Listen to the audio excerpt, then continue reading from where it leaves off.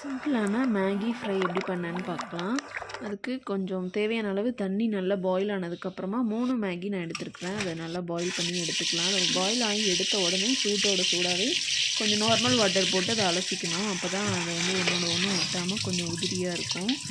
கொஞ்சம் நேரம் வடிய விடணும். அதில் உள்ள தண்ணி கொஞ்சம் வடிஞ்சால் இன்னும் நல்லாயிருக்கும் பொழு பொழுன்னு. அந்த டைமில் பார்த்திங்கன்னா கடாயில் 1 டேபிள் ஸ்பூன் அளவு பட்டர், அது நல்லா மெல்ட் ஆனதுக்கப்புறம் கொஞ்சம் பூண்டு, கொஞ்சம் இஞ்சி நறுக்கி வச்சுருந்தேன், அதையும் அதோட சேர்த்து ஆட் பண்ணிக்கலாம். லைட்டாக ஃப்ரை ஆகிற டைமில் 1 வெங்காயம், 1 கேரட், ஒரு 4-5 பீன்ஸ் நறுக்கி போட்டு அதையும் அதோட சேர்த்து வதக்கிட்டுருக்கேன். லைட்டாக மட்டும் உப்பு போட்டுக்கலாம். ஏன்னா மேகி மசாலாலாம் ஆல்ரெடி உப்பு இருக்கும், பார்த்து சேர்த்துக்கணும். ஃப்ரோசன் பட்டாணி, ஃப்ரோசன் ஸ்வீட் கார்னும் கொஞ்சமாக வாஷ் பண்ணி சேர்த்து வச்சுருக்கேன்.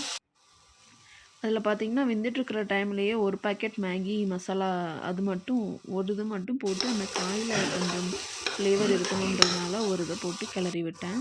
அதுக்கப்புறமா நம்ம ஆல்ரெடி வேக வச்சுருந்தோம் இல்லையா அந்த மேகி, அதையும் அதோடையும் சேர்த்து போட்டு கிளறி விட்டுக்கலாம். அந்த காயில் உள்ள மசாலா, மேகி இதெல்லாம் சேர்ந்து சீக்கிரமாக அது ஒன்று சேர்ந்துடும் மசாலா போட்டிருக்கிறதுனால. அதுக்கப்புறமா பாக்கி இருந்த அந்த 2 மசாலாவையும் அதோட சேர்த்து மிக்ஸ் பண்ணி இறக்கிக்கலாம். இதில் நம்ம சோயா சாஸ், சில்லி சாஸ் வேணும்னாலும் ஆட் பண்ணிக்கலாம். பாய்.